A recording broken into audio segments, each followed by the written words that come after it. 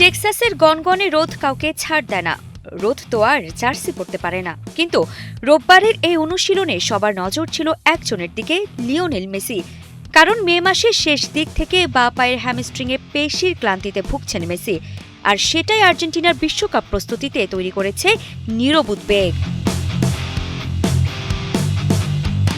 দলের অন্যরা যখন ঘাম ঝরাচ্ছেন কঠোর অনুশীলনে, যখন এমিলিয়ানো মার্তিনেজ নিচ্ছেন দূরপাল্লার শট, রদ্রিগো দি পল ব্যস্ত কোন ড্রিলে, তখন মেসি কিছুটা সতর্ক, কারণ এই হ্যামস্ট্রিং। ফলে তারকাও পা ফেলছেন সাবধানে, কারণ শেষ মুহূর্তে কিছুতে চোট আর বাড়ানো যাবে না। তারপরও মেসি মাঠে প্রাণভোমরা। বল পায়ে তার হালকা অনুশীলনই যেন স্বস্তির বার্তা দিয়েছে আর্জেন্টিনা শিবিরকে। শনিবার প্রস্তুতি ম্যাচে হন্ডুরাসকে ২-০ গোলে হারিয়েছে আর্জেন্টিনা। মঙ্গলবার আলাবামায় তাদের প্রতিপক্ষ আইসল্যান্ড।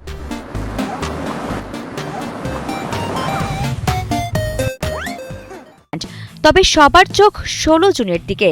কানসাস সিটিতে সেদিন বিশ্বকাপ অভিযান শুরু করবে আর্জেন্টিনা। প্রতিপক্ষ আলজেরিয়া। আর্জেন্টিনা আশা করছে উদ্বোধনী ম্যাচের আগে পুরোপুরি প্রস্তুত হয়ে উঠবেন মেসি, কারণ এটি শুধু শিরোপা ধরে রাখার লড়াই নয়। ১৯৬২ সালে পেলের ব্রাজিলের পর আর কোনো পুরুষ দল টানা ২ বিশ্বকাপ জিততে পারেনি। সেই ইতিহাস বদলানোর সুযোগ এবার আর্জেন্টিনার সামনে। বিশ্বকাপ ধরে রাখতে পারলে তারা হবে নিজেদের মহাদেশের বাইরে পরপর ২ বিশ্বকাপ জেতা প্রথম দেশ। স্বপ্নটা বড়, চাপও বিশাল, আর সে চাপ বেশি অনুভব করবেন জাদুকরী বাঁ পায়ের অধিকারী মেসি। কিন্তু আকাশের এই নক্ষত্রটি মাটিতে আরও একবার সূর্য হয়ে উঠতে পারবেন তো? আরিফা জাহান পিনন, কালের কণ্ঠ স্পোর্টস।